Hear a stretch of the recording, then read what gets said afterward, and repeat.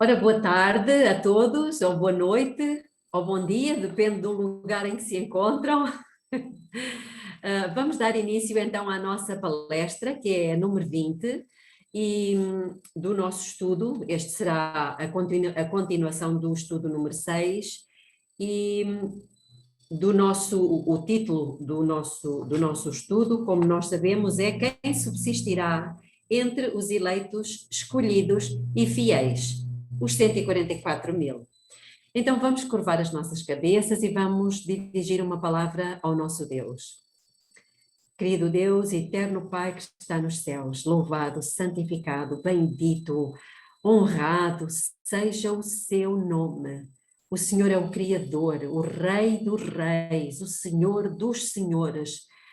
O Senhor nos tem concedido momentos de vitórias, nos tem concedido 5 sentidos perfeitos, nos tem concedido a graça de recebermos esta luz. E nós estamos infinitamente gratos, Pai, porque ela fará toda a diferença nas nossas vidas. Obrigada porque o Senhor prometeu estar conosco.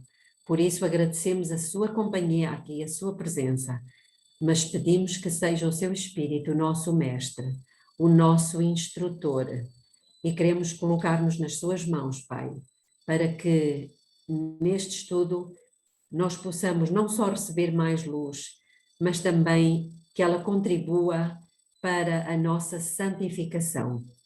Tudo isto pedimos e agradecemos no santo e bondoso nome de nosso Senhor Jesus Cristo. Amém. Então, vamos novamente só pegar a deixa do estudo passado e a pergunta número 13 é a seguinte: de que modo é que a natureza de Cristo era peculiar? Portanto, creio que nenhum de nós tem dúvidas de que a natureza de Jesus era sui generis, ou seja, era diferente de todas as outras. Então a pergunta é: de que modo é que ela era peculiar? A resposta está na origem da sua natureza humana, que era absolutamente singular em 2 aspectos. Ele foi concebido pelo Espírito Santo. Este é um primeiro aspecto. O segundo aspecto: o seu pai era o Deus do céu. A sua natureza humana foi especialmente preparada por Deus para que ele pudesse cumprir a sua missão. Cristo não poderia satisfazer todas as necessidades da humanidade se ele não fosse isento da pecaminosidade da natureza humana. Jesus tem uma natureza bem peculiar que lhe permite ser ao mesmo tempo o nosso substituto imaculado e também o nosso compassivo modelo. A palavra preparado no original grego significa tornar perfeito. Jesus foi meticulosamente concebido porque ele precisava ser a oferta perfeita pelo pecado, o substituto imaculado perfeito. Jesus foi o segundo Adão. Deus formou o primeiro Adão da substância da terra e ele devia ser o líder de uma nova criação. Da mesma maneira, para o segundo Adão, Deus preparou um corpo, lembram-se? Tínhamos lido em Hebreus, ele preparou um corpo da substância do ventre de uma virgem. Embora a sua humanidade fosse criada e a sua substância proveniente dos seus pais humanos, mesmo assim foi um corpo preparado ou tornado perfeito por Deus. Jesus foi uma criação inédita. E como diz em Mensagens Escolhidas, volume 3, a sua natureza humana foi criada. Pergunta 14. Qual aspecto da natureza pecaminosa do ser humano Cristo não assumiu? Portanto, qual foi o aspecto da natureza humana pecaminosa que Cristo não assumiu? Jesus não tinha tendências depravadas nem inclinações para o mal e o egoísmo, que são as propensões humanas para o mal. E então, no livro de Hebreus, que eu referi há pouco, capítulo 7, versículo 26, diz: porque nos convinha um sumo sacerdote como este, santo, inculpável, sem mácula, separado dos pecadores. E também em João 14:30, porque se aproxima o príncipe deste mundo, disse Jesus, e nada tem em mim. No comentário bíblico diz que Satanás, coisa alguma encontrou nele que encorajasse os seus avanços. Também nos diz, ele nasceu sem qualquer mancha de pecado, mas veio ao mundo assim como a família humana. Ainda no comentário bíblico, continua, nunca de modo algum deixem a mais leve impressão na mente humana de que habitou em Cristo qualquer impureza ou tendência à corrupção. Portanto, isto é alguma coisa que temos que ser bastante cautelosos. E continua, agora em mensagens escolhidas, a referência que está aí não está correta, portanto, é o terceiro volume, efetivamente, de mensagens escolhidas, o capítulo 22, mas a página é 131.1. E diz o seguinte: Cristo não possuía a mesma deslealdade decaída que nós possuímos, pois então ele não poderia ser um sacrifício perfeito. Na Revien Geral diz que os homens são egoístas por natureza. Na Signs of the Times diz que o egoísmo é pecado. E diz-nos também, todavia, a respeito de Cristo, é-nos dito que, em sua vivência, Jesus de Nazaré diferia de todos os outros homens. No seu íntimo dominava o mais puro amor, livre de toda a mancha de egoísmo e pecado. Isto encontra-se no primeiro volume de Mente, Caráter e Personalidade, capítulo 21. A página também não está correta no documento, porque é a página 182.3. Também no comentário bíblico diz que Cristo deveria assumir a sua posição como cabeça da humanidade, revestindo-se da natureza, mas não da pecaminosidade da humanidade. E ainda também no comentário bíblico, no volume 5, diz: tenha cuidado, extremo cuidado, ao se demorar sobre a natureza humana de Cristo. Não o apresente perante as pessoas como um homem com propensões para o pecado.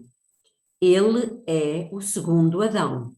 O primeiro Adão foi criado como um ser puro e sem pecado, sem mácula de pecado sobre si. Ele era a imagem de Deus. Poderia cair e, de facto, caiu ao transgredir. Devido ao pecado, a sua posteridade nasceu com propensões inerentes para a desobediência. Mas Jesus Cristo era o Filho unigênito. Desculpem, estava só a ler aqui um comentário. Ok, eu vou continuar então.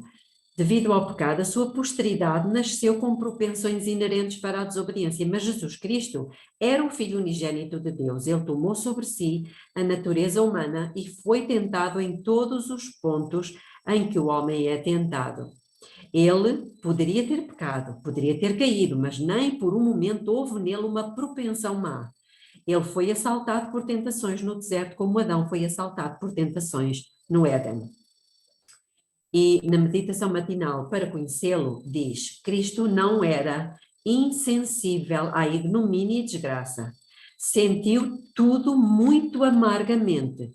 Sentiu tanto mais profunda e agudamente do que nós podemos sentir o sofrimento, quanto a sua natureza era mais exaltada e pura e santa do que a da pecadora raça pela qual sofreu.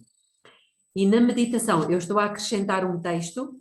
Na meditação matinal, a fé pela qual eu vivo, do dia 12 de fevereiro, diz-nos que Jesus é um irmão em nossas fraquezas, mas não em possuir idênticas paixões. Pergunta número 15. Qual aspecto da natureza pecaminosa do ser humano é que Cristo assumiu? Se ele veio como ser humano e não tinha propensões e nem idênticas paixões, não é, para o mal, então qual foi o aspecto da natureza humana que Jesus Cristo assumiu quando veio em carne? Cristo tomou sobre a sua natureza imaculada a nossa natureza pecaminosa, uma natureza em condição deteriorada e enfraquecida de poder. Em outras palavras, Cristo tomou sobre si mesmo as nossas inocentes enfermidades. E na meditação matinal, que eu referi há pouco, a fé pela qual eu vivo, no dia 12 de fevereiro, é a mesma citação do primeiro volume de Mensagens Escolhidas, e diz o seguinte: tomando sobre si a natureza humana em seu estado decaído, Cristo não participou no mínimo que fosse do seu pecado. Era sujeito às debilidades e fraquezas que atribulam o homem. Não devemos ter dúvidas acerca da perfeita ausência de pecado na natureza humana de Cristo. Temos uma outra citação do comentário bíblico,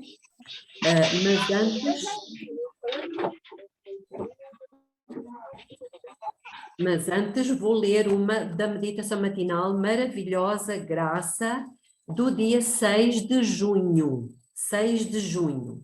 E diz: Cristo, que não conhecia o mínimo vestígio de pecado ou contaminação, tomou a nossa natureza em seu estado deteriorado. Portanto, não foi a mesma de Adão. Estão a perceber?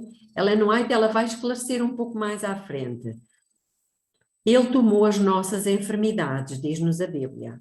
E no Desejado de Todas as Nações, pronto, é um livro que muitos de nós já leram e conhecemos bem, diz: por 4.000 anos a raça estivera a decrescer em forças físicas, vigor mental e moral. Podemos dizer o tal poder moral que já vimos noutros estudos, lembram-se? Pronto, a raça humana tinha vindo a decrescer nesse aspecto e Cristo tomou sobre si as fraquezas da humanidade degenerada. Unicamente assim, podia salvar o homem das profundezas da sua degradação. E continua no Desejado de Todas as Nações, no capítulo 4, na página 25.5. Teria sido uma quase infinita humilhação para o Filho de Deus revestir-se da natureza humana, mesmo quando Adão permanecia no seu estado de inocência no Éden. Portanto, se Jesus tivesse vindo com a natureza de Adão, como ele a tinha antes do pecado, isso já teria sido uma quase infinita humilhação. Mas Jesus ainda foi mais longe. Jesus aceitou a humanidade quando a raça havia sido enfraquecida por 4.000 anos de pecado.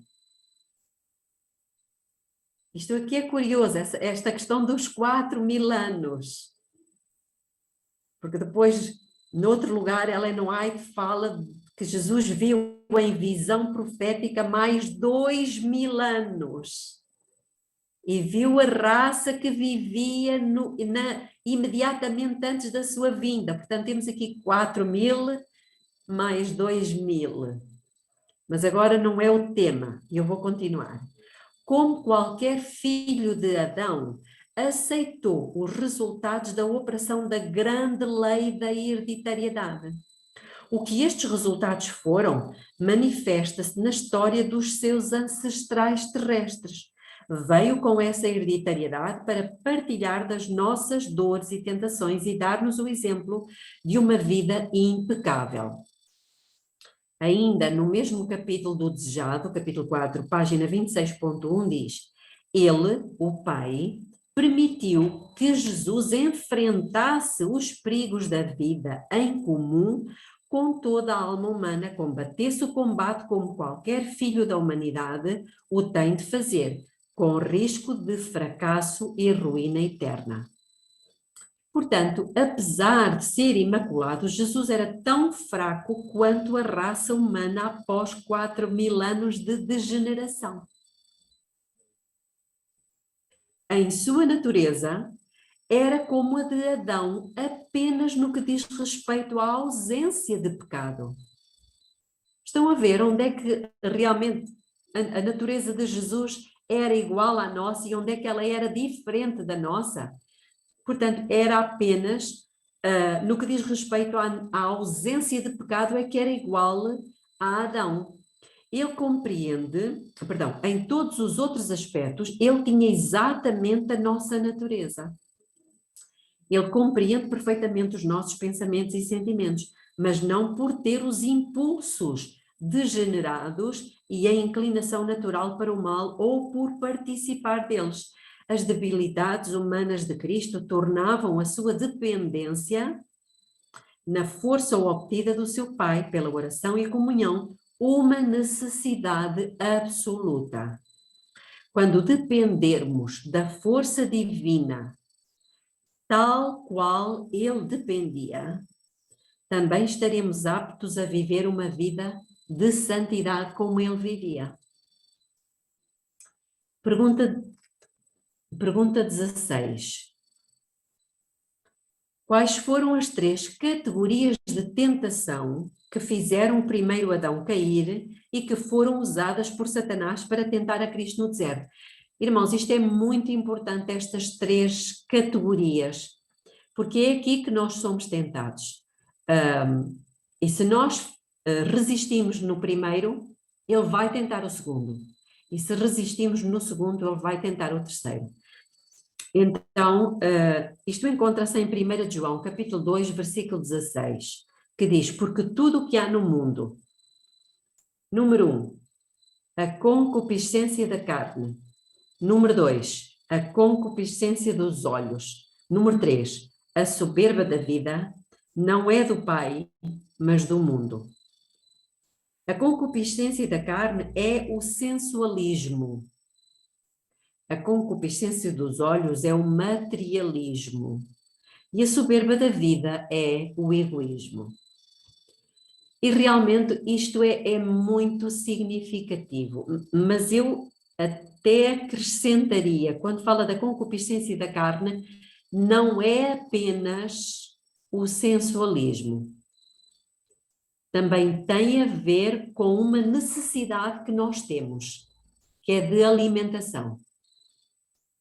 A concupiscência da carne envolve estes 2 aspectos, a parte sexual e a parte da alimentação. Ambas são uma necessidade e ambas, quando satisfeitas, produzem prazer. O que Deus pretende é que nós atendamos à necessidade sem estarmos em busca do prazer. Não sei se me estou a fazer compreender. Nós, quando temos fome, somos levados a procurar alimento e quando comemos, nós obtemos um prazer, certo? Satanás procurou inverter as coisas. Satanás procurou levar o ser humano em busca do prazer e não da satisfação da necessidade. Estão a perceber? E, portanto, isto passa pela razão. Muito bem. Por isso, o comentário que o Nelinho está a fazer, ou a Graça, é muito importante. Portanto, o que Deus pretende é que nós satisfaçamos a necessidade e quando a satisfazemos, efetivamente nós recebemos prazer. Mas Satanás procura, inverteu as coisas. Ele leva as pessoas em busca do prazer independentemente da necessidade. Ou seja, as pessoas muitas vezes não têm necessidade de mais comida, mas elas continuam comendo, porquê? Porque isso lhes traz prazer. E daí a glutonaria.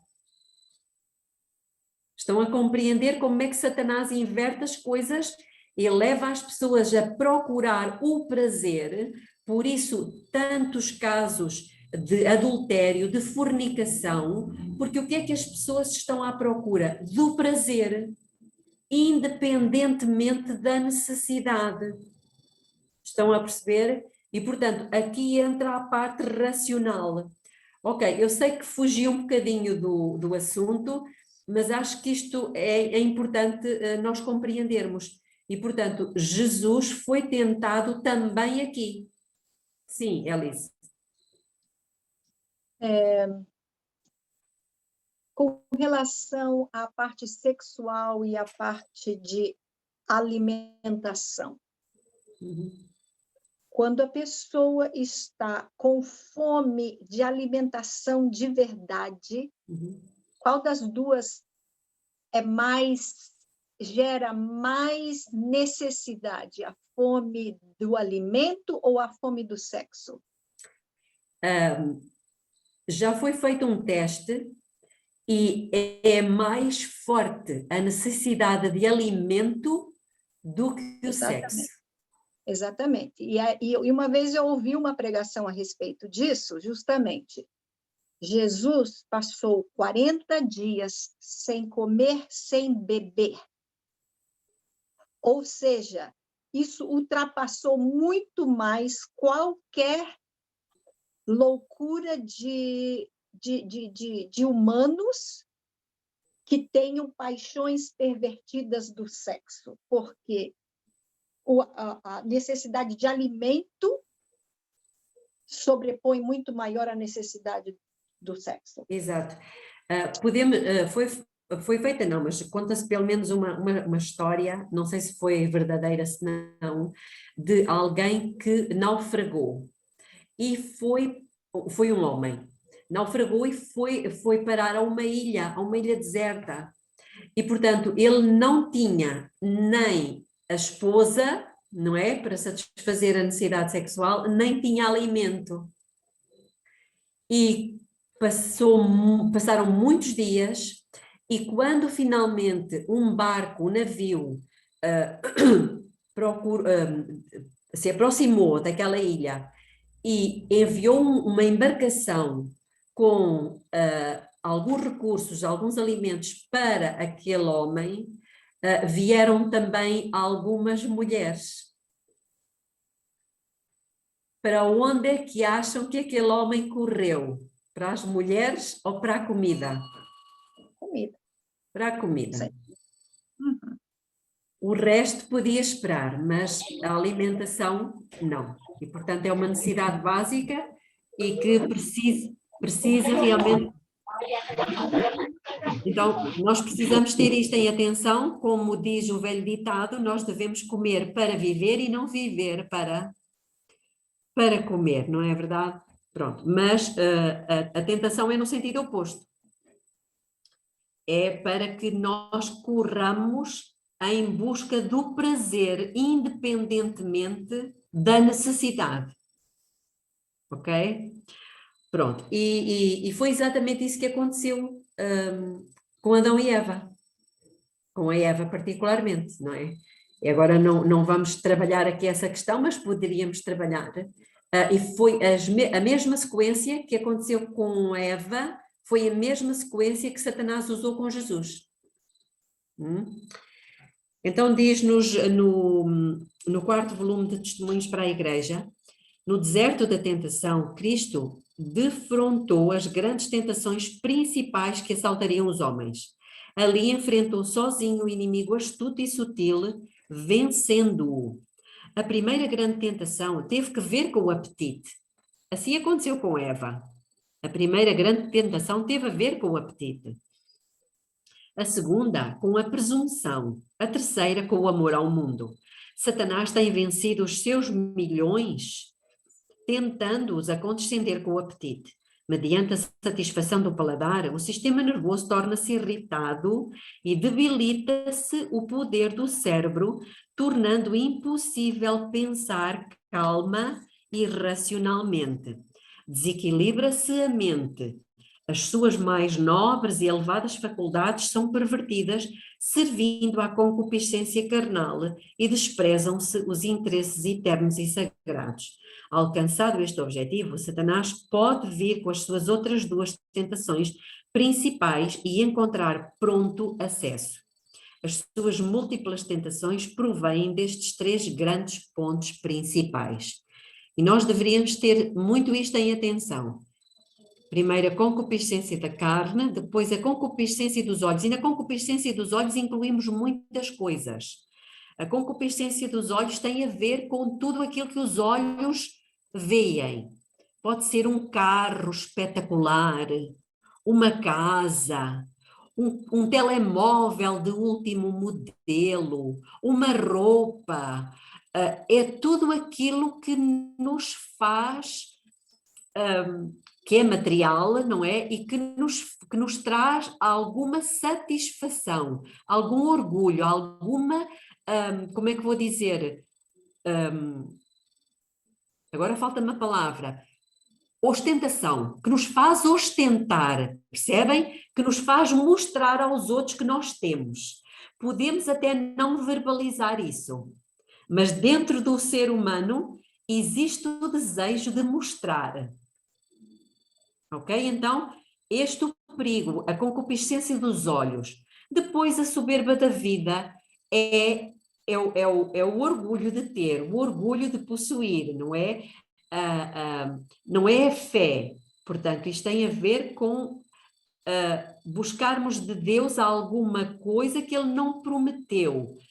Foi o que Satanás tentou Jesus. Ele tentou Jesus a que Jesus tentasse o próprio Pai a cumprir uma promessa que o Pai nunca fez. Ou seja, desafiar o Pai. Eu vou lançar-me daqui abaixo, não foi? Lança-te daqui abaixo, ou seja, desafiando a Deus a cumprir uma promessa que Deus não fez. Qual foi a promessa que Deus não fez? De proteger-nos quando nós ultrapassamos o limite. E muitas vezes isto acontece connosco. Nós, por exemplo, quando vamos a conduzir, a dirigir um carro, nós ultrapassamos o limite com a presunção de que Deus nos vai proteger. Mas não é isso que Deus faz. E Satanás nos tenta muitas vezes a isto.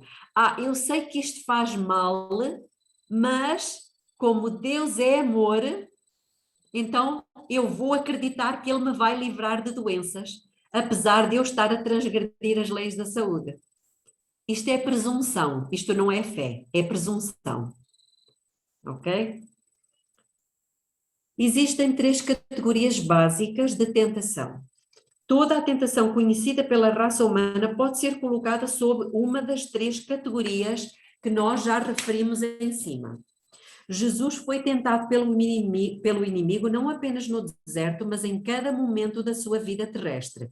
Ele foi perseguido por Satanás com uma determinação obstinada para seduzi-lo ao pecado.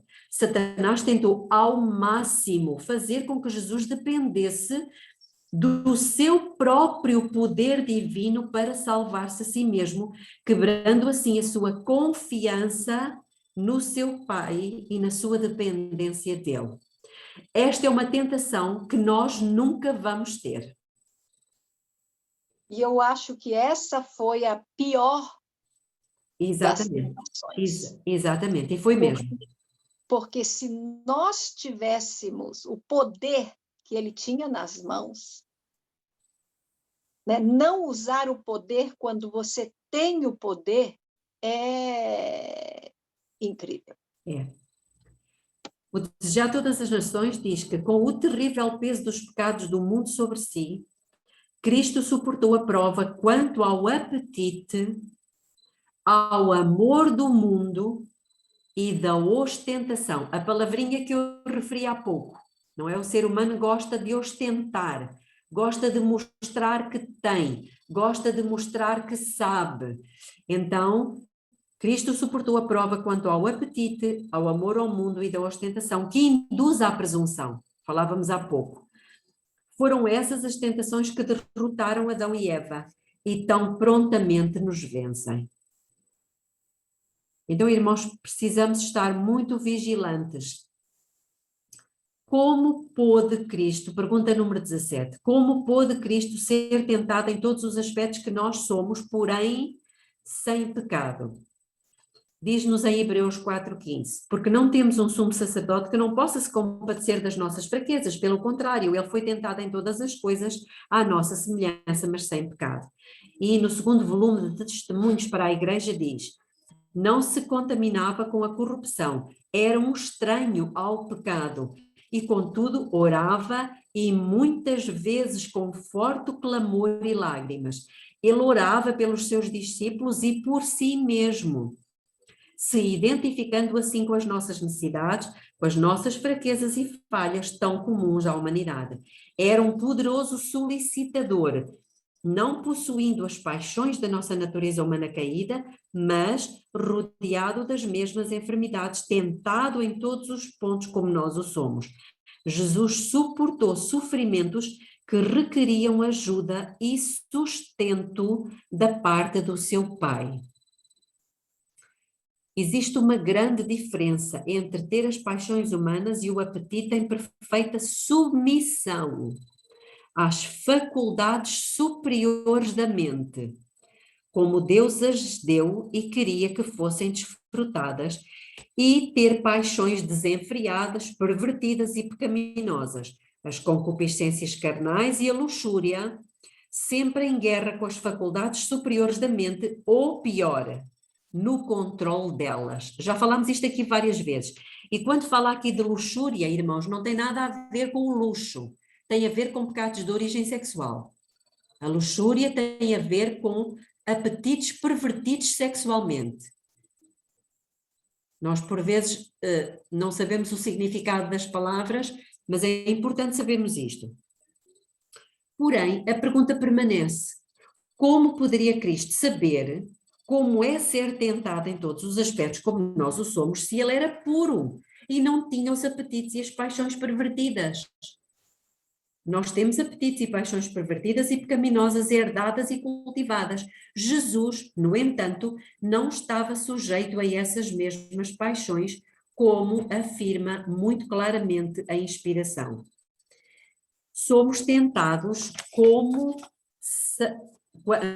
somos tentados quando Satanás nos seduz a usar a nossa natureza carnal herdada para suprir as nossas próprias necessidades.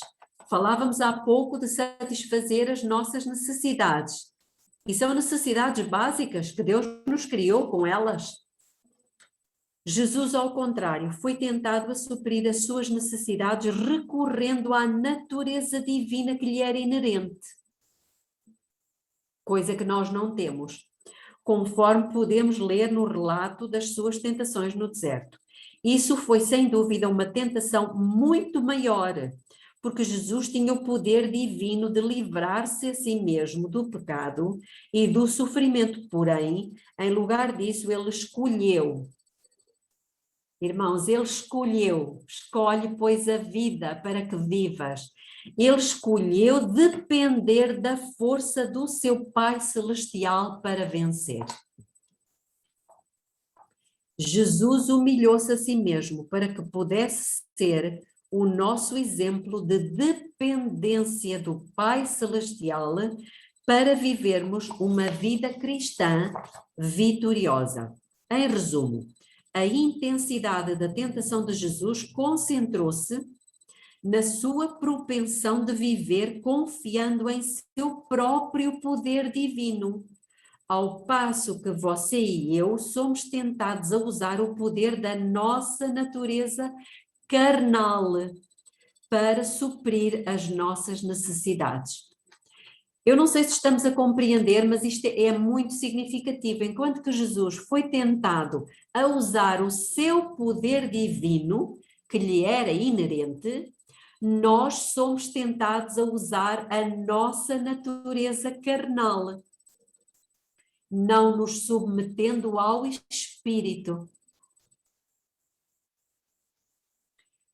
Jesus não enfrentou as tentações no deserto da mesma forma que nós, com o nosso apetite pervertido e pecaminoso. Ele enfrentou aquela experiência com o que lhe era inato, a sua natureza imaculada, porém, que estava tão afetada pelas circunstâncias do seu longo jejum e do encontro espiritual com Satanás, que as suas tentações se igualam aos apetites e paixões mais pervertidas do ser humano.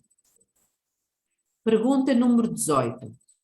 O que é que foi necessário que Cristo suportasse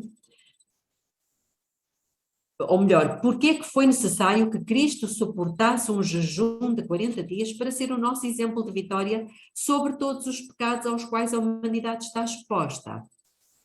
Portanto, porque é que foi necessário um jejum tão duro, tão prolongado, tão agressivo? Através do jejum, o apetite humano não pervertido, normal e imaculado de Cristo se tornou tão intenso em sua busca por satisfação quanto o apetite mais pervertido e depravado de alguém que alguém poderia ser. A duração do jejum de Cristo é uma das indicações mais evidentes do grau de perversidade. Conseguem compreender isto? Portanto, está em igualdade de grau de intensidade a nossa perversão e a intensidade do jejum que Cristo suportou. Cristo teve que sofrer 40 dias sem comida até que os seus apetites e paixões humanas puros se assemelhassem na intensidade e amplitude à condição mais degradante e pervertida da natureza humana caída. Somente assim poderia ele experimentar a profundidade dos apetites e das paixões pervertidas, e então estar apto para ser nosso compassivo sumo sacerdote, tendo sido tentado em todos os pontos da mesma forma que nós. Jesus provou no deserto que o ser humano caído pode, independentemente da degradação das suas capacidades ou da depravação das suas funções, independentemente do quanto a sua força possa limitada, a sua força seja limitada ou sejam fortes o seu apetite e suas paixões pecaminosas, apesar de tudo isto, podemos ser vencedores pelo poder de Deus. Portanto, a intensidade da tentação de Jesus e do jejum que ele fez, a intensidade é semelhante à intensidade da degradação em que nós, seres humanos, nos encontramos. Mas também a vitória que ele obteve é a nossa garantia de poder ultrapassar essa depravação. Estamos a compreender? Isto é muito significativo. Jesus provou no deserto que o ser humano caído... já lemos isto. Portanto, diz-nos em Mensagens Escolhidas, volume 1, resistiu ele à tentação mediante o poder que o ser humano pode também possuir. Apoiou-se no trono de Deus. E não existe homem ou mulher que não possa ter acesso ao mesmo auxílio pela fé em Deus. Pode o ser humano tornar-se participante da natureza divina. Não vive uma alma que não possa chamar o auxílio do céu. Quando tentada e provada, essa alma pode... quando tentada e provada, peço desculpa. Eu vou repetir. Não vive uma alma que não possa chamar o auxílio do céu quando tentada e provada. Cristo veio para revelar a fonte do seu poder, a fim de que o homem não confiasse jamais em suas capacidades humanas desajudadas. Portanto, quando nós ouvimos por vezes alguém dizer, mas ele venceu porque era divino, isso é uma mentira, irmãos. Ele venceu sim porque ele se agarrou ao poder do Pai, ao trono de Deus. E assim nos deu o exemplo e a garantia de que nós também podemos e vamos ser vitoriosos. Amém. Pergunta 19. O quanto foi significativa a experiência de Cristo no deserto, especialmente para a geração final? Para nós. Nosso Senhor comprovou, sem deixar qualquer dúvida, que, com a graça habilitadora, poderemos vencer todas as tendências hereditárias e cultivadas para o mal. Ele venceu o pecado da mesma forma que nós precisaremos vencer, dependendo unicamente do poder de Deus que está à nossa disposição. Ele próprio diz em Apocalipse, ao que vencer, assim como eu venci. E nós precisamos saber como é que ele venceu. E, portanto, já estamos a ver aqui alguns aspectos de como é que ele venceu. Ele se agarrou pela fé. Ele venceu pela fé, irmãos. Na palavra do Pai. Nós precisamos vencer pela fé na palavra de Cristo. E uma das palavras do seu Pai, devo dizer-vos, uma delas encontra, e foi uma delas à qual ele se agarrou, encontra-se em Isaías, capítulo 53. Podemos abrir as nossas Bíblias? Isaías, capítulo 53.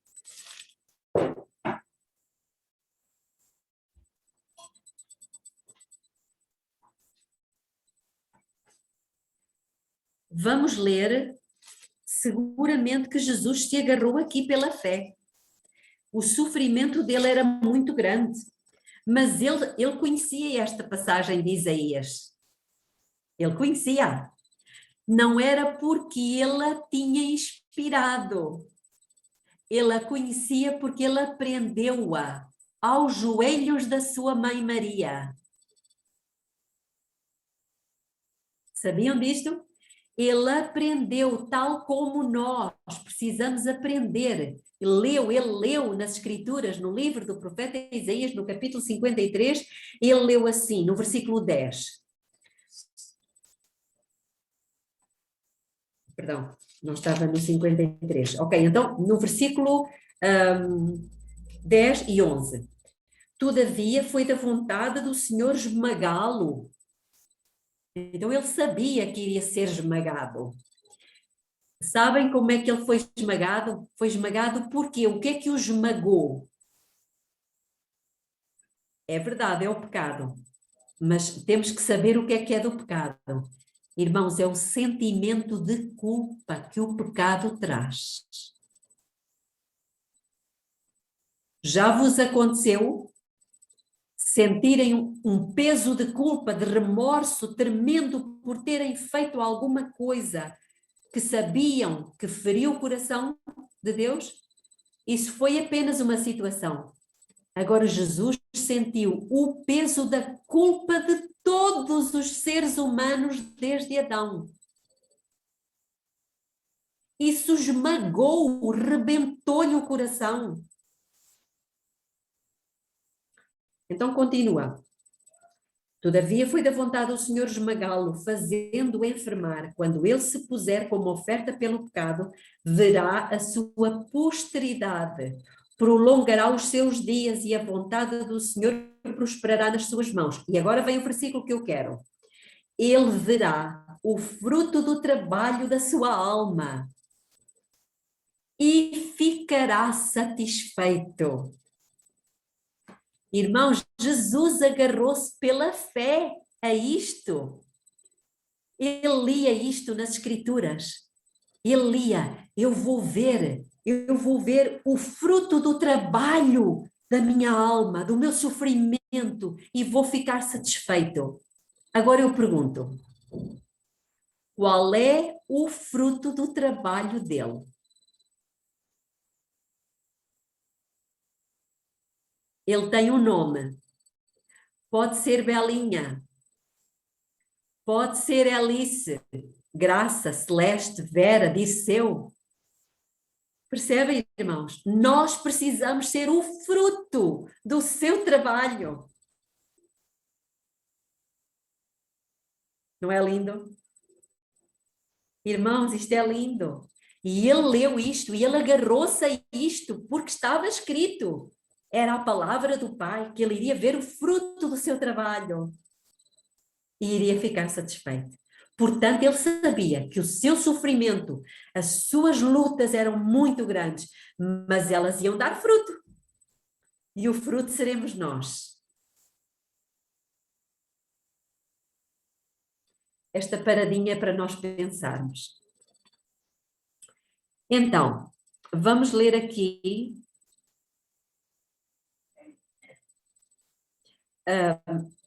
eu já não sei muito bem onde é que ia, mas vou ler aqui mensagens escolhidas. Cristo, na fraqueza da humanidade, devia defrontar as tentações de um ser possuidor das faculdades da natureza mais elevada que Deus concedera à família angélica. Mas a humanidade de Cristo estava unida à divindade e nessa força suportaria ele todas as tentações que Satanás pudesse apresentar a ele, conservando a sua vida imaculada do pecado. Esse poder para vencer, ele deseja dar a todo filho e filha de Adão que pela fé aceite os justos atributos do seu caráter.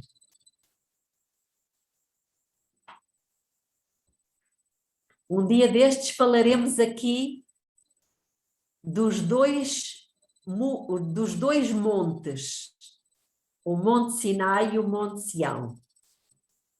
Vamos um dia falar sobre isso. Vocês vão gostar. No grande conflito diz-nos, mas Cristo declarou de si mesmo, aproxima-se o príncipe deste mundo e nada tem em mim. Satanás nada pôde achar no Filho de Deus que o habilitasse a alcançar a vitória. Tinha guardado os mandamentos do seu pai e não havia nele pecado que Satanás pudesse usar para a sua vantagem. Esta é a condição em que devem encontrar-se os que subsistirão no tempo da angústia. Irmãos, estou a preparar um tema que eu acho que os irmãos vão gostar bastante.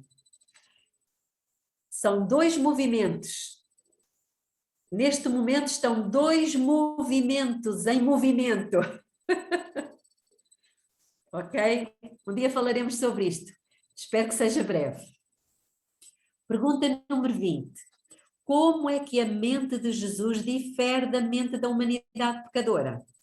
Cristo nasceu com o caráter sem pecado do seu Pai Celestial, com a lei escrita em seu coração, tal qual ela tinha no céu. Isso encontra-se, lembram-se no Salmo 40, versículo 8, que diz que tenho a tua lei no meu coração, não é? Muito bem, então Jesus era assim. A diferença é que na terra o seu caráter sem pecado e santo estava ligado a um corpo de barro, enfraquecido pelos pecados de 4.000 anos de humanidade. Os pensamentos e sentimentos do ser humano têm sido corrompidos pelas nossas tendências e desejos pecaminosos herdados e cultivados. As nossas experiências positivas e negativas são armazenadas no subconsciente e o inimigo pode se valer disso para nos levar a pecar repetidas vezes. Essa é a razão, porque tantas vezes reagimos de forma imperfeita, respondemos de forma impaciente, temos medo e ansiedade, ficamos com raiva ou cultivamos pensamentos lascivos. Somente quando permitirmos que o Espírito Santo nos revele o que ainda está oculto à nossa visão, poderemos ver o que Deus vê e assim clamar para sermos completamente purificados de toda a corrupção moral. E eu acrescentaria, Jesus, quando veio, ele já trazia a lei de Deus escrita no seu coração. Mas Deus prometeu fazer isso conosco. Esta é a nova aliança. Escreverei as minhas leis no vosso entendimento e no vosso coração. Portanto, nós vamos voltar a ser aquilo que Jesus era. Aqueles filhos queridos receberam de Adão uma herança de desobediência, culpa e morte. Jesus não tinha inclinações para pensamentos maus, pois ele veio do céu com a perfeição do seu Pai. A sua mente nunca se corrompeu com pensamentos, sentimentos ou desejos pecaminosos. Se tivesse assim se corrompido, ele teria sido um pecador. Todos os demais nascidos neste mundo têm o pesado fardo dos pecados que os seus pais lhes transmitiram e daqueles cultivados por eles mesmos pessoalmente. No primeiro volume de Mente, Caráter e Personalidade, nós lemos: devemos lembrar que o nosso coração é naturalmente depravado. O egoísmo é a essência da depravação. Quando eu li isto, eu fiquei, pela primeira vez, quando eu li esta citação, eu fiquei chocada, porque quando nós falamos de uma pessoa depravada, é uma coisa muito feia, não é? É muito feia. O que é facto é que Ellen White diz que o egoísmo é a essência da depravação. E todos nós somos egoístas, não é? Como alguém poderia pensar que Jesus teria tido pensamentos, sentimentos e desejos carnais não santificados ao mesmo tempo em que ele estava totalmente conectado com o coração do seu Pai? A humanidade nunca experimentou uma completa purificação dos seus pensamentos malignos e lascivos. Mesmo assim, alguns assumem que Jesus era igual a eles mesmos. Não, isso jamais poderia acontecer. Jesus não pode ser julgado com base na experiência de um ser humano pecador.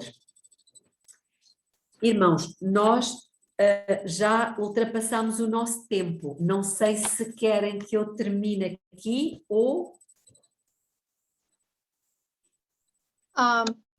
Quem sabe a gente deixa o restante e daí você vai tocar naquele assunto para a próxima, aquilo que você disse que... Vamos curvar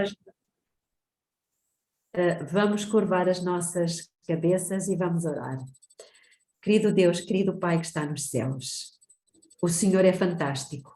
O Senhor nos deixou ficar cerca de 2.500 promessas para que nós nos agarremos a elas, àquelas que nós quisermos e vivamos por elas.